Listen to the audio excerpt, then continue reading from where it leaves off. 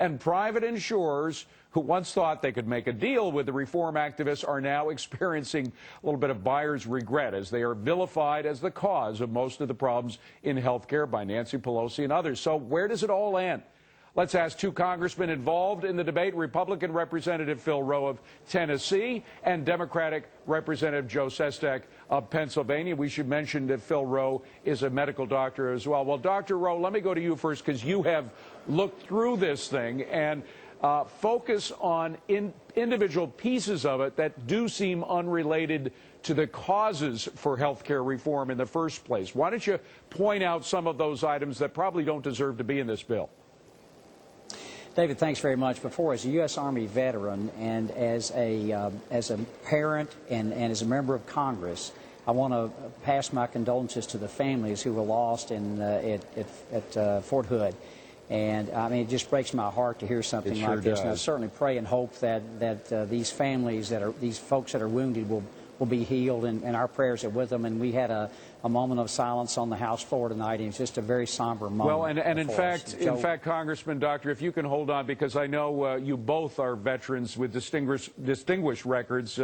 Congressman Sestak is a former Navy admiral. Go ahead, Congressman. I'm sure you want to put in your words about what happened in Fort. Yeah, without a question. You know, on our shopping bags, the commissary bags that we had in the military, there was this wonderful slogan on it that said, "Military spouse, hardest job in the military."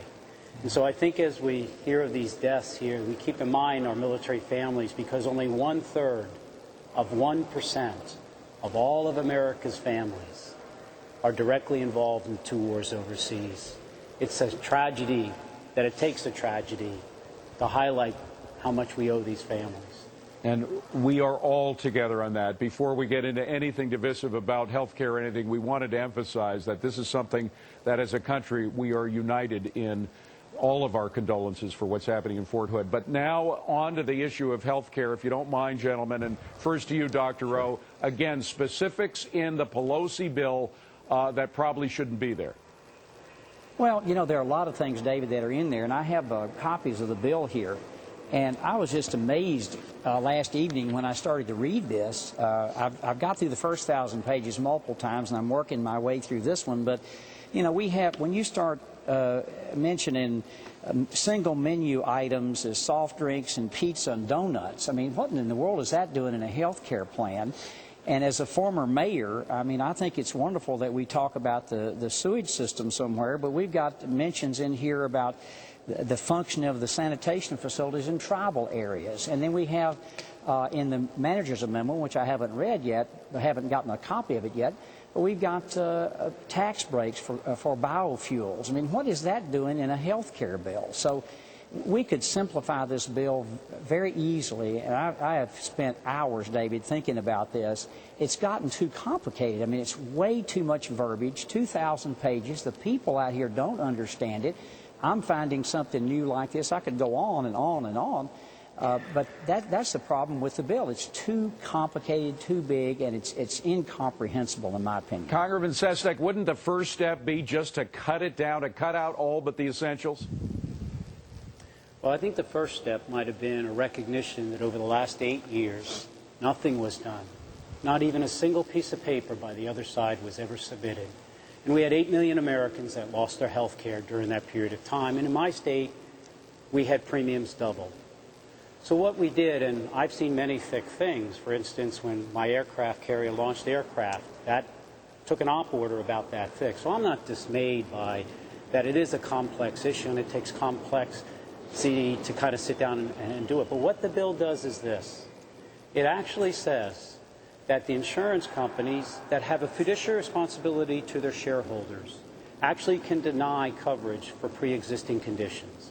It can actually, once you get sick, go through your paperwork and see if you made a mistake in the administration, filling it out, and can deny you coverage. We stop that. We say, nope, everybody gets the same benefits as Congress members. Then what we do is we cover everyone. Why?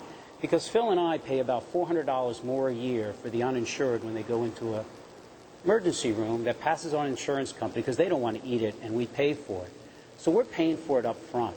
So what we say is, without adding a cent to the debt, in the reform bill itself that we actually are going to cover those Americans so that we pay for it directly up front, and eventually over time, because of preventive screenings, we should pay less if we catch the woman's cancer early. Yeah. That's what we do. And yes, it's a complex approach, but you know what? Doing nothing has meant 8 million Americans have Congressman, lost their I healthcare understand, insurance. and you bring up some excellent points, but when you hear Congressman Rowe bring up issues that, you know, frankly, are making the Pelosi bill a laughingstock among the American people. I don't know if you guys get out in the hinterlands, but when you hold a 2,000-page document that talks about donuts and biofuels and things that are not as important and not as pertinent to the issue, Congressman Sestak, as the issues you were talking about, why don't you cut that out before you vote for it?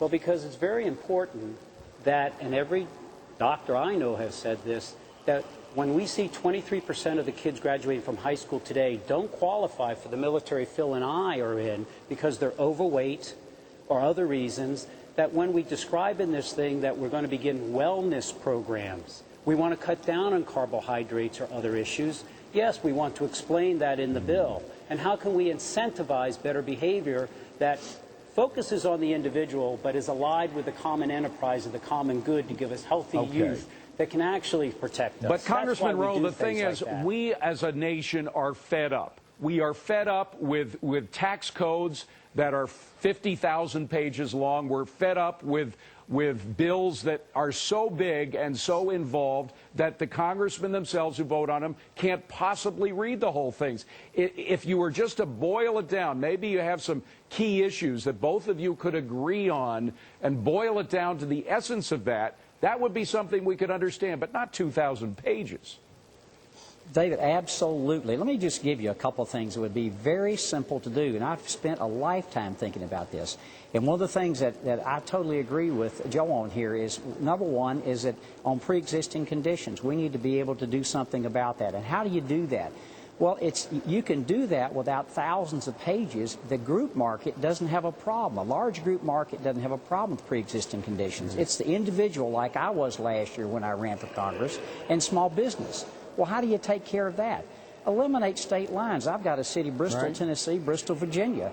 I mean, why in the world is your insurance different in Tennessee and you step over one step and you're in that's Virginia? one issue, and frankly, we could get caught in the weeds of it, but you got to boil this thing down, Congressman. Otherwise, the American people are just going to keep voting you out of office if you keep sending us 10,000-page bills. But listen, gentlemen, we had to truncate this segment because of what happened in Fort Hood.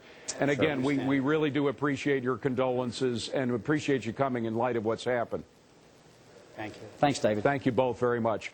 Well, the American Association of